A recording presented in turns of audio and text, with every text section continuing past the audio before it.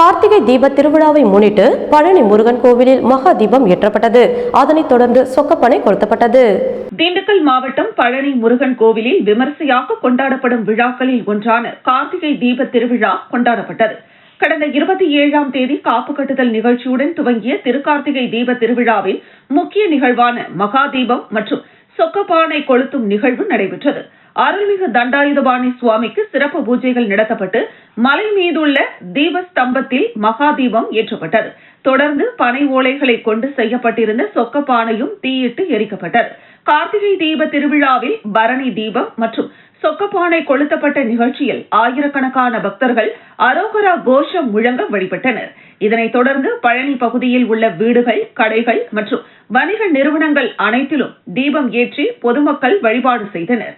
விழாவிற்கான ஏற்பாடுகளை கோவில் இணை ஆணையர் மாரிமுத்து தலைமையிலான கோவில் அதிகாரிகள் செய்திருந்தனர். 200க்கும் மேற்பட்ட காவல்துறையினர் பாதுகாப்பு பணியில் ஈடுபட்டனர்.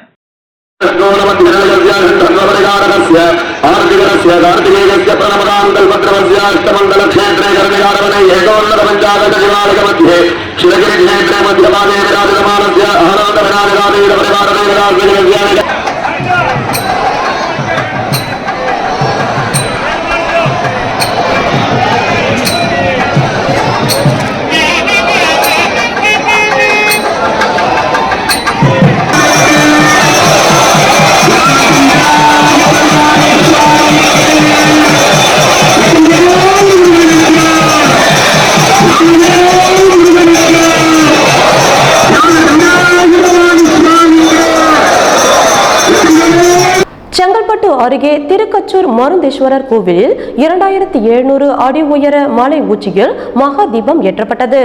செங்கல்பட்டு மாவட்டம் சிங்கபெருமாள் கோவில் அடுத்த திருக்கச்சூர் பகுதியில் குலோத்துங்க சோழனால் கட்டப்பட்டு சுந்தரர் பாடல் பெற்ற தலமாக விளங்கும் பிரசித்தி பெற்ற கோவிலான மருந்தீஸ்வரர் ஆலயத்தில் 900 ஆண்டுகளுக்கு மேல் தீபம் ஏற்றப்பட்டு வழிபாடு செய்யப்பட்டு வருகிறது. தற்போது தமிழகத்திலேயே திருப்பரங்குன்றம், பழனி, திருவண்ணாமலை, பர்வதமலை ஆகிய 4 இடங்களில் கொப்பரை மூலம் தீபம் ஏற்றப்பட்டு வருகிறது. அதேபோல திருக்கச்சூர் பகுதியில் கொப்பரையில் மகா தீபமானது ஏற்றப்பட்டது. சுமார் 116 லிட்டர் கொள்ளளவு கொண்ட மகா தீபத்தை காண பல்வேறு பகுதிகளில் இருந்து மருந்தீஸ்வரர் ஆலயத்திற்கு பக்தர்கள் திரளாக கலந்து கொண்டு தீபம் ஏற்றி வழிபட்டு சென்றனர்.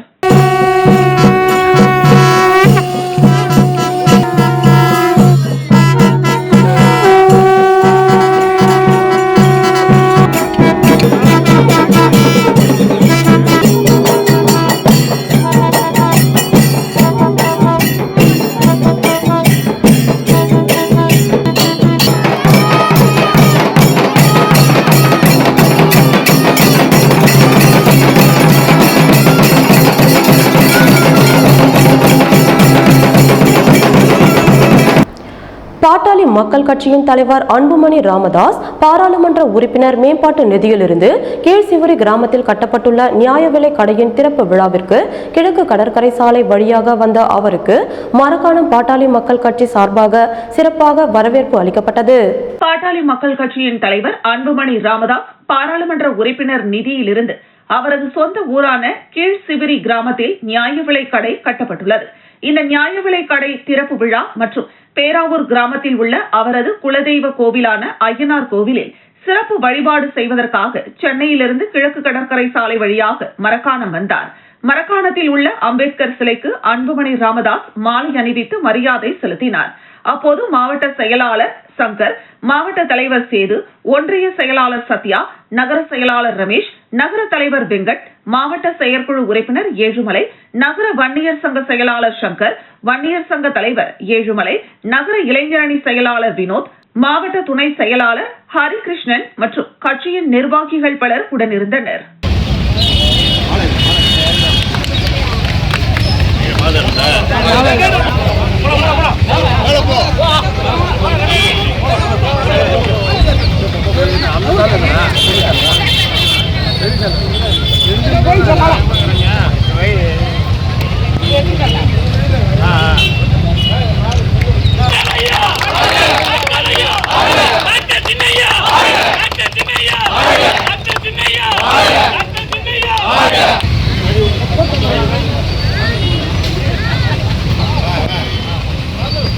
Ayo.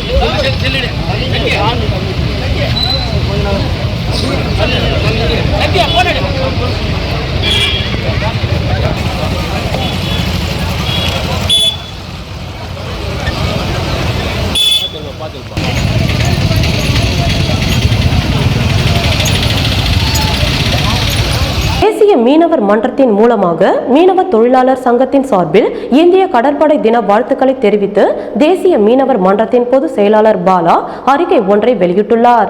இந்திய அரசும் இந்திய கடற்படையும் இலங்கை அரசு சிங்கள ராணுவ படை தாக்குதலில் இருந்து தமிழக மீனவர்களை பாதுகாத்திட வலியுறுத்தி இந்தியாவின் கடலோர மாநிலங்கள் குஜராத், மகாராஷ்டிரா, ஒடிசா, கோவா, கர்நாடகா, கேரளா, தமிழ்நாடு, ஆந்திர பிரதேசம், மேற்கு வங்காளம் உள்ளிட்ட 9 கடலோர மாநிலங்கள், அதனைத் தொடர்ந்து புதுச்சேரி, லட்சத்தீவு, அந்தமான், நிக்கோபர் உள்ளிட்ட 3 கடலோர யூனியன் பிரதேசங்கள் மொத்தம் 12 கடலோர பிரதேசங்களில் தமிழ்நாடு கடலோர மாநிலம் முக்கியம் வாய்ந்ததாக உள்ளது.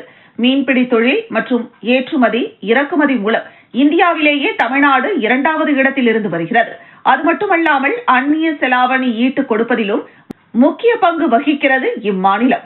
தற்பொழுது தமிழ்நாட்டில் 5893 மீன்பிடி விசைப்படகுகளும் 38,779 நாட்டு படகுகளையும் கொண்டு மீன்பிடி தொழில் ஈடுபட்டு வருகிறது. இன்றைக்கு 11 லட்சத்திற்கும் மேற்பட்ட மீனவர்களின் வாழ்வாதாரம் மற்றும் அதை சார்ந்து தொழில் செய்யக்கூடிய பல லட்சம் தொழிலாளர்களின் அன்றாட வாழ்வாதாரம் கேள்விக்குறியாகி இருந்து வருகிறது. இதற்கு காரணம் இலங்கை அரசு சிங்கள கடற்படையினரால் தமிழக மீனவர்கள் எல்லையை தாண்டி மீன்பிடித்ததாக கூறி கடந்த 40 ஆண்டுகளில் 1983க்கு பிறகு 542 பேர் இலங்கை அரசு கடற்படை ரோந்து கப்பல் மூலமாகவும் இலங்கை கடற்படையினரால் சுட்டுக் கொல்லப்பட்டுள்ளனர். இதில் 1000த்திற்கும் மேற்பட்டோர் காயமடைந்துள்ளனர். 1500க்கும் மேற்பட்ட மீனவர்கள் ஊனமடைந்துள்ளனர். பலர் காணாமல் போய் உள்ளனர். இவர்களின் மனைவிமார்கள் தங்கள் கழுத்தில் அணிந்துள்ள தாலியை போட முடியாமல், கழற்றி வைக்க முடியாமல் மன உளைச்சலுக்கு ஆளாக்கப்பட்டு அவல நிலையில்தான் எனது சகோதரிகள் வாழ்ந்து கொண்டிருக்கின்றனர். எந்த நாட்டிலும் நடைபெறாத கொடூர செயல் இலங்கை அரசு சிங்கள கடற்படை நடத்தி வருகிறது. இந்திய தேசத்தை பாதுகாத்து வரும் இந்திய அரசும் இந்திய அரசின் கட்டுப்பாட்டில் இயங்கி வரும் இந்திய கடற்படையும் தயவு செய்து இவர்களுக்கு முழுமையான பிரச்சனையிலிருந்து வெளிவருவதற்கு முழு ஆதரவும் ஒத்துழைப்பும் தர வேண்டும் என்று கேட்டுக்கொள்கிறோம். மற்றும் இன்று இந்திய கடற்படை தினம் கடைபிடித்து வரும் இந்த நாளில் தமிழக மீனவர்கள் மீது நடத்தப்படும் கொடூர தாக்குதலையும், மீனவர்கள் கைது, சிறையில் அடைப்பு, அபராதம், மீன்பிடி படகுகளை சிறைப்பிடித்து ஏலம் விடுதல் போன்ற தொடர் குற்ற சம்பவங்களை தடுத்து நிறுத்திடவும், தமிழக மீனவர்களின் உயிரையும் உடைமைகளையும் பாதுகாக்க பாஜக தலைமையிலான மத்திய அரசு உண்மையான உறுதியான நடவடிக்கை எடுத்திட வேண்டும் என தேசிய மீனவர் மன்றத்தின் மூலம் மீனவ தொழிலாளர் சங்கத்தின் சார்பில் மத்திய அரசை வலியுறுத்தி கோரிக்கை வைக்கிறேன் என அந்த அறிக்கையில் அவர் தெரிவித்துள்ளார்.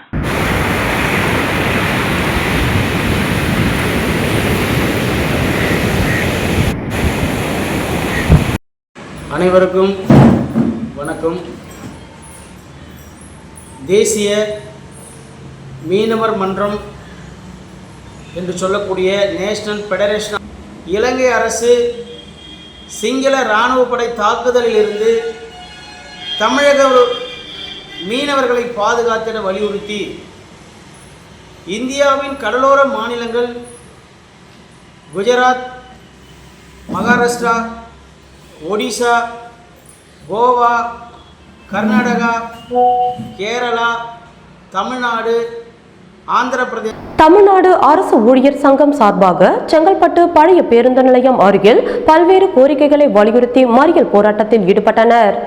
செங்கல்பட்டு பழைய பேருந்து நிலையம் அருகில் தமிழ்நாடு அரசு ஊழியர் சங்கம் சார்பாக தமிழக அரசு துறையில் காலியாக உள்ள லட்சக்கணக்கான காலி பணியிடங்கள் நிரப்ப வேண்டும், நெடுஞ்சாலை துறையில் பணியாற்றும் சாலை பணியாளர்களின் 41 மாத பணி நீக்க காலத்தை சென்னை உயர்நீதிமன்ற ஆணைப்படி பணிக்காலம் முறைப்படுத்த வேண்டும், அரசு ஊழியர்களின் பணிச்சுமையை குறைக்க அலுவலக பணி நேரத்திற்கு பின்பும் விடுமுறை தினங்களிலும் ஆய்வுக் கூட்டம் நடத்தி வைத்து கைவிட வேண்டும், பெண் அரசு ஊழியர்களுக்கு அரசு சிறப்பு சலுகைகளை அமல்படுத்த வேண்டும், மாநகராட்சி, நகராட்சி, பேரூராட்சி மற்றும் ஊரக வளர்ச்சித் துறையில் ஊராட்சி செயலாளர்கள் ஆகியோரை அரசு ஊழியர்கள் ஆக்க வேண்டும், அரசு ஊழியர்களுக்கான மருத்துவ காப்பீட்டு திட்டத்தினை தமிழக அரசு ஏற்று நடத்த வேண்டும், தற்போது நடைமுறைப்படுத்தி வரும் யுனைடெட் இந்தியா இன்சூரன்ஸ் நிறுவனம் கட்டணமில்லா சிகிச்சையை உறுதிப்படுத்த வேண்டும் போன்ற பல்வேறு கோரிக்கைகளை வலியுறுத்தி தமிழ்நாடு முதலமைச்சர் வாக்குறுதிகள் நிறைவேற்றவில்லை என பல்வேறு கோரிக்கைகளை வலியுறுத்தி மாவட்ட தலைவர் விக்டர் சுரேஷ்குமார் தலைமையில்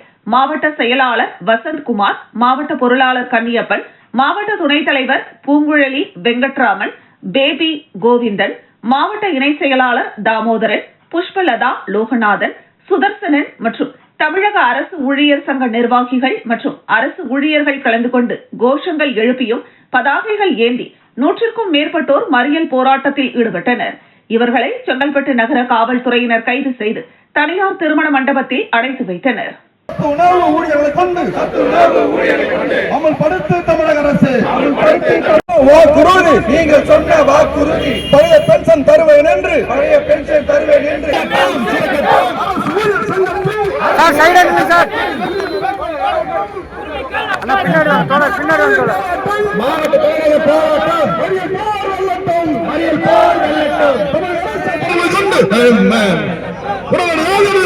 உடனடியாக நிறுத்த வேண்டும்.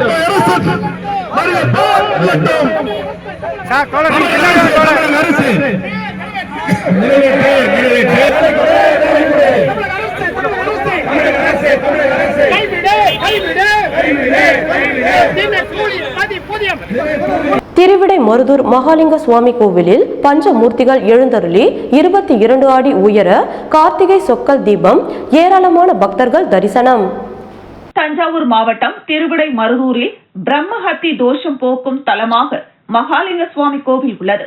கார்த்திகை தினத்தன்று பஞ்சமூர்த்திகள் சிறப்பு புஷ்ப அலங்காரத்தில் ஆலயத்திலிருந்து புறப்பட்டு சன்னதி தெருவை அடைந்தது. முன்னதாக 22 அடி உயர சுவாமி சொக்கப்பானையும் 20 அடி உயர அம்பாள் சொக்கப்பானையும் ஆலய திருக்குளம் அருகில் அமைக்கப்பட்டிருந்தது. திருவாடுதுறை ஆதீன கட்டளை திருச்சிற்றம்பலம் தம்புரான் சுவாமிகள் முன்னிலையில் சுவாமி அம்பாள் சொக்கப்பானைக்கு மஞ்சள் திரவியம், பால் உள்ளிட்ட வாசனை திரவியங்களை கொண்டு அபிஷேகம், மகா தீபாராதனை நடைபெற்றது. சிவ வாத்தியம் மற்றும் நாதஸ்வர வாத்தியங்கள் முழங்க சுவாமி அம்பாள் சன்னதியிலிருந்து பரணி தீபம் எடுத்து வரப்பட்டது. பின்னர் சொக்கப்பானைக்கு தீபம் ஏற்றப்பட்டது. சன்னதி தெரு முழுவதும் நிரம்பிய பக்தர்கள் பய பக்தியுடன் சொக்கப்பானை தீபத்தை தரிசனம் செய்தனர்.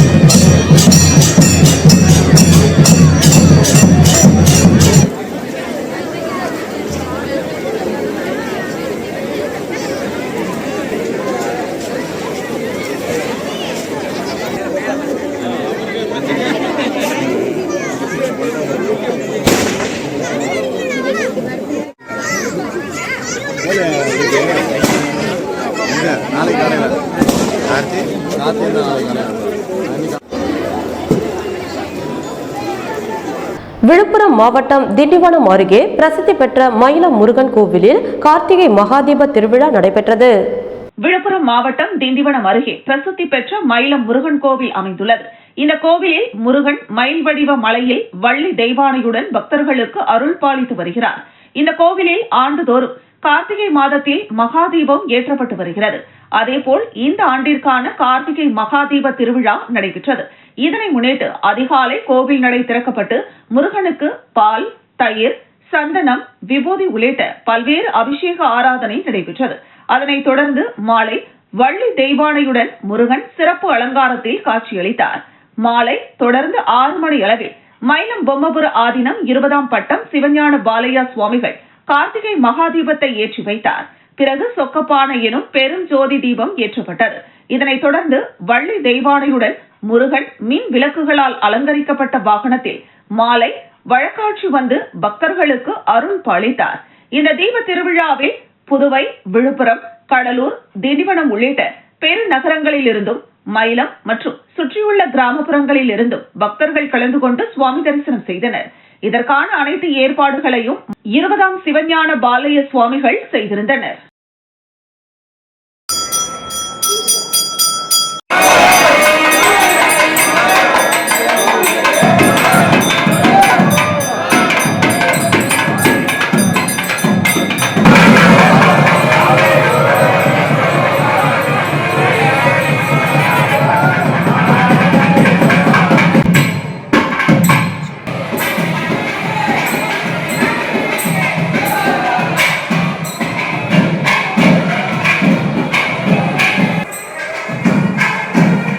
तर्पयामि दत्वा स्नानात्मचाराणि विधाय नमोन्दमोनेन पादयोपाद्यं सदानमोनेन मुकेशाचमणीयं स्वाहान्दमोनेन शिरसि अर्घ्यं दत्वा सर्वोपचाराः समर्प्य வைகை ஆற்றங்கரையோரம் அமைந்துள்ள மீனாட்சி சுந்தரேஸ்வரர் திருக்கோவிலில் கார்த்திகை தீப திருவிழா 2500 அடி உயரமலை உச்சியில் தீபம் ஏற்றப்பட்டது. தேனி மாவட்டம் ஆண்டிப்பட்டி தாலுகா கடமலைக்குண்டு கிராமத்தில் வைகை ஆற்றங்கரையில் 1000 ஆண்டுகள் பழமையான மீனாட்சி சுந்தரேஸ்வரர் கோவிலில் கார்த்திகை பரணி தீப திருவிழா நடைபெற்றது. கார்த்திகை திருநாளை முன்னிட்டு கோவில் அருகே 2500 அடி உயரம் கொண்ட சிவன்மலை உச்சியில் நிறுவப்பட்ட பிரம்மாண்ட கொப்பரையில் 400 லிட்டர் 190 லிட்டர் தீப எண்ணெய் 480 மீட்டர் காடா துணி மூலம் தீபம் ஏற்றப்பட்டது. மலை உச்சியில் ஏற்றப்பட்ட தீபத்தை கடமலைக்குண்டு மற்றும் சுற்றுவட்டார கிராமங்களைச் சேர்ந்த பொதுமக்கள் கலந்து கொண்டு சுவாமி தரிசனம் செய்தனர்.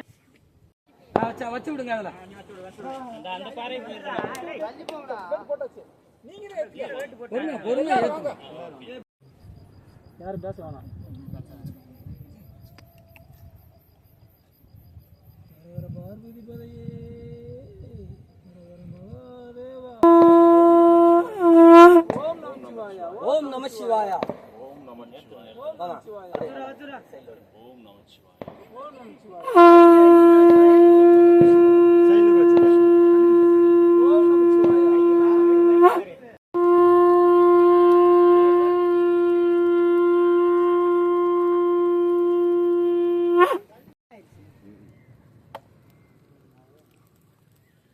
திருநாளம் கீழே அறிக்கை வச்சுக்கிட்டு வந்தேன்.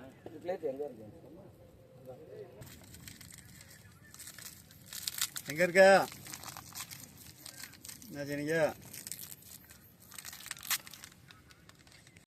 ரொம்ப டைட்டா வச்சிருக்காங்க. உத்திரமேரூர் அருகே விவசாயியை ஏமாற்றி போலி ஆவணங்கள் தயாரித்து வேறு ஒருவருக்கு நிலத்தை விற்பனை செய்த கும்பலை வழக்கு பதிவு செய்து கைது செய்ய சென்னை உயர்நீதிமன்றம் உத்தரவு பிறப்பித்த நிலையில் அதனை மதிக்காமல் செயல்படும் காவல்துறை. காஞ்சிபுரம் மாவட்டம் உத்திரமேரூர் அடுத்த ஆண்டித்தாங்கல் கிராமத்தை சேர்ந்தவர் கோபாலகிருஷ்ணன். இவருக்கு அந்த பகுதியில் சுமார் 3 ஏக்கர் விளைநிலம் உள்ளது. ஆனால் அந்த நிலத்திற்கு செல்ல கோபாலகிருஷ்ணனுக்கு முறையான பாதை இல்லாததால் அதே ஊரை சேர்ந்த ஆண்டாளம்மாள் என்பவரது மருமகள் வள்ளியம்மாள், அவரது மகன் சரவணன் என்பவரது சுமார் 60 சென்ட் நிலத்தை விலைக்கு பேசி வாங்கியதாக கூறப்படுகிறது. ஆனால் அந்த நிலத்தை பத்திரப்பதிவு செய்ய சென்றபோது முறையான ஆவணங்கள் இல்லை என்றும் ஆண்டாளம்மாள் மற்றும் அவரது 3வது மகள் ராமகிருஷ்ணன் ஆகியோர் காணாமல் போயுள்ளதாகவும் அவர்கள் இல்லாமல் பத்திரப்பதிவு செய்ய முடியாது என்று கூறியுள்ளனர். இதனால் பத்திரப்பதிவு செய்ய முடியாமல் போனதால் ஆண்டாளம்மாள் வாரிசுகள் கோபாலகிருஷ்ணனை பத்திரப்பதிவு செய்யும் வரை நீங்கள் அந்த நிலத்தை அனுபவித்துக் கொள்ளலாம் என்று பவர் கொடுத்துள்ளனர். இந்த நிலையில் ஓராண்டிற்கு பிறகு அந்த இடத்தை வேறு ஒருவருக்கு ஆண்டாளம்மாளின் வாரிசுகள் கிரயம் செய்து கொடுத்துள்ளனர். உரிய ஆவணங்கள் இல்லை என்று தனக்கு பத்திரப்பதிவு செய்ய முடியாத நிலத்தை எப்படி வேறு ஒருவருக்கு பதிவு செய்ய முடிந்தது என்று குழம்பி போன கோபாலகிருஷ்ணன் தகவல் பெறும் உரிமை சட்டத்தின் மூலம் தகவல் பெற்றபோது ஆண்டாளம்மாள் மற்றும் அவரது மகன் ராமகிருஷ்ணன் ஆகியோர் இறந்துவிட்டதாக அரசு அதிகாரிகள் சிலரின் உதவியுடன் போலி ஆவணம் தயாரித்து விற்பனை செய்தது தெரியவந்துள்ளது. இதுகுறித்து கோபாலகிருஷ்ணன் உரிய ஆதாரத்துடன் உத்திரமேரூர் வட்டாட்சியர் மற்றும் பத்திரப்பதிவு அலுவலரிடம் புகார் கொடுத்துள்ளார். அவர்கள் மேற்கொண்ட விசாரணையில் அது போலியான ஆவணம் என்பது உறுதி செய்யப்பட்டு வட்டாட்சியர் மற்றும் பத்திரப்பதிவு அலுவலர் இருவரும் போலி ஆவணம் தயாரித்து மோசடி செய்த நபர்கள் மீது நடவடிக்கை எடுக்க மாவட்ட காவல் கண்காணிப்பாளர் மற்றும் பெருநகர் காவல்துறையினருக்கு புகார் கொடுத்துள்ளனர். கோபாலகிருஷ்ணனும் தனியாக ஒரு புகாரும் கொடுத்துள்ளார். ஆனால் காவல்துறையினர் எந்த நடவடிக்கையும் எடுக்கவில்லை என்று கூறப்படுகிறது. இதனால் கோபாலகிருஷ்ணன் சென்னை உயர்நீதிமன்றத்தில் வழக்கு தொடர்ந்துள்ளார். வழக்கை விசாரித்த நீதிபதி கிருஷ்ணன் ராமசாமி உடனடியாக போலி ஆவணம் தயாரித்து மோசடி செய்த 11 நபர்கள் மீது பிணையில் வெளிவர முடியாத சட்டத்தில் வழக்கு பதிவு செய்து கைது செய்ய உத்தரவு பிறப்பித்துள்ளார். ஆனால் வழக்கு பதிவு மட்டும் செய்த காவல்துறையினர் சம்பந்தப்பட்ட நபர்களை கைது செய்யவில்லை என்று குற்றச்சாட்டு எழுந்துள்ளது. காவல்துறையினர் உரிய நடவடிக்கை எடுக்காமல் தன்னை அலைக்கழித்து வருவதால் காவல்துறையினர் மீது நீதிமன்ற அவமதிப்பு வழக்கு தொடரப்போவதாக கோபாலகிருஷ்ணன் கூறியுள்ளார். போலி ஆவணம் தயாரித்து நிலம் மோசடி செய்யப்பட்டுள்ள சம்பவம் உத்திரமேரூர் பகுதியில் பரபரப்பை ஏற்படுத்தியுள்ளது. பெரம்பலூரில் தமிழ்நாடு அரசு ஊழியர்கள் சங்கம் சார்பில் மறியல் போராட்டத்தில் ஈடுபட்டனர். பெரம்பலூரில் தமிழ்நாடு அரசு ஊழியர்கள் சங்கம் சார்பில் மாபெரும் சாலை மறியல் போராட்டம் நடைபெற்றது. இந்த போராட்டத்தில் பங்களிப்பு ஓய்வூதிய திட்டத்தை ரத்து செய்து பழைய பயனளிப்பு ஓய்வூதிய திட்டத்தை தமிழக அரசு ஊழியர்களுக்கு அமல்படுத்த வேண்டும். சத்துணவு ஊழியர்கள், அங்கன்வாடி ஊழியர்கள், வருவாய் கிராம ஊழியர்கள், ஊர்ப்புற நூலகர்கள், எம்ஆர்பி செவிலியர்கள், சிஓஇ உள்ளிட்ட சிறப்பு காலமுறை தொகுப்பூதியம், மதிப்பூதியத்தில் பணியாற்றி வரும் ஊழியர்களுக்கு காலமுறை ஊதியம், சட்டப்பூர்வமாக ஓய்வூதியம் வழங்க வேண்டும். கருணை அடிப்படையிலான பணி நியமனங்களை 25% இருந்து 5% குறைத்ததை தவிர்த்து மீண்டும் முந்தைய நடைமுறையிலேயே 25% உயர்த்த வேண்டும். அரசு துறைகளில் காலியாக உள்ள லட்சக்கணக்கானோர் காலி பணியிடங்களை நிரப்பிட வேண்டும். பெண் அரசு ஊழியர்களுக்கு அரசு சிறப்பு சலுகைகளை அமல்படுத்த வேண்டும். நெடுஞ்சாலை துறையில் பணியாற்றும் சாலை பணியாளர்களின் 41 மாத கால பணி நீக்க காலத்தை சென்னை உயர்நீதிமன்றம் ஆணையின்படி பணிக்காலமாக முறைப்படுத்த வேண்டும் உள்ளிட்ட 12 அம்ச கோரிக்கைகளை வலியுறுத்தி 100க்கும் மேற்பட்டோர் சாலை மறியல் போராட்டத்தில் ஈடுபட்டனர். இந்த சாலை மறியலில் ஈடுபட்ட அனைவரையும் காவல்துறையினர் கைது செய்தனர்.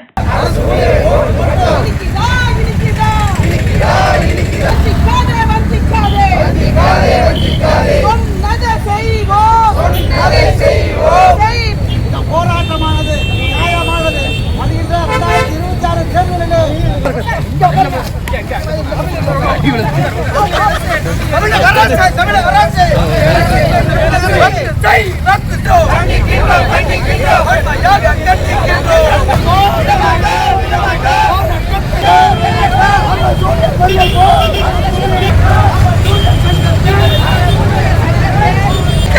எச்சரிக்கை விடுகிறோம். வெல்லட்டும் வெல்லட்டும். ஓய்வு திட்டத்தை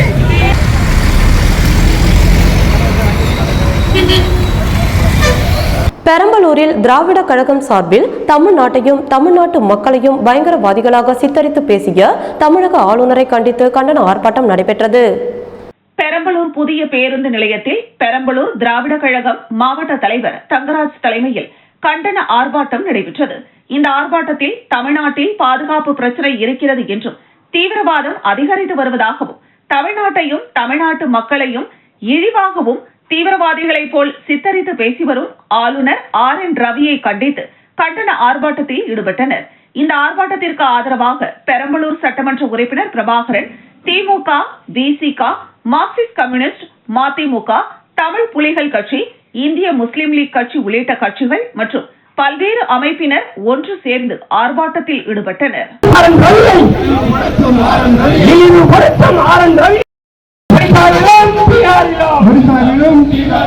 தமிழர்களை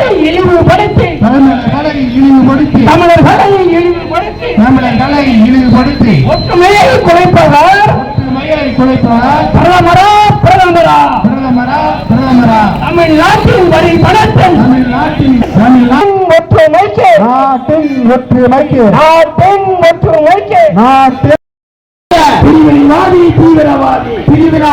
தீவிரவாதி RSS பாஜகவே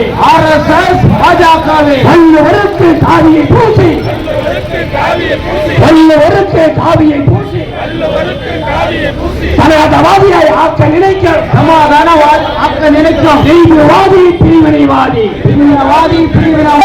ஆபத்து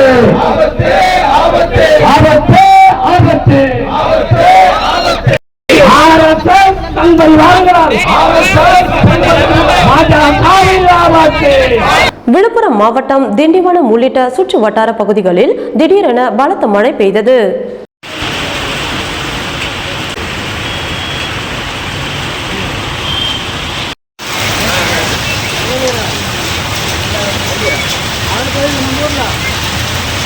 ஆமா